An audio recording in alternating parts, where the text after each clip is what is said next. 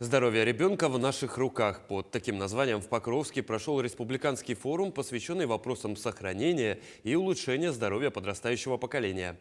Мероприятие собрало множество участников, врачей, педагогов, родителей, студентов и даже школьников. Как прошел форум, расскажет моя коллега Виолетта Засимова.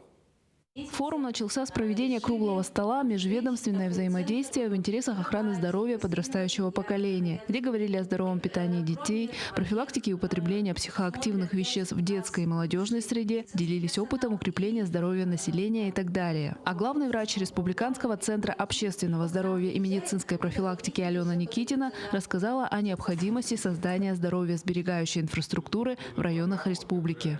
Здоровьесберегающая инфраструктура – это та инфраструктура, когда человек может вести активный образ жизни. Он может заниматься спортом. Это чистый воздух, чистая вода и вообще возможность каждого человека приобщаться именно к активному образу жизни. Форум проходил на нескольких площадках. Например, в детской поликлинике организовали ярмарку здоровья, где узкие специалисты из города Якутска провели прием маленьких пациентов. В это время учащимся Покровской средней школы номер 3 поведали о вреде электронных сигарет. 27% населения России употребляет табак.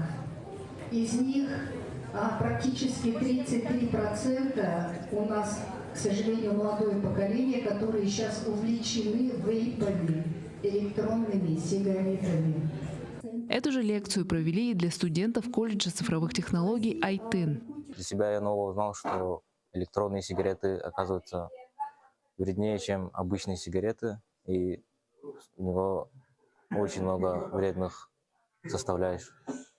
Может развиться астма, проблемы с дыхательными путями, и могут эти устройства взорваться в руке, или когда употребляют, или когда просто даже лежат на зарядке, например.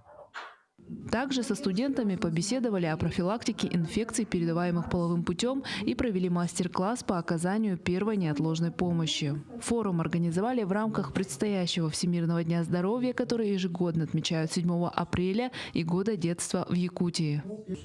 Виолетта Засимова, Хангаласский улус.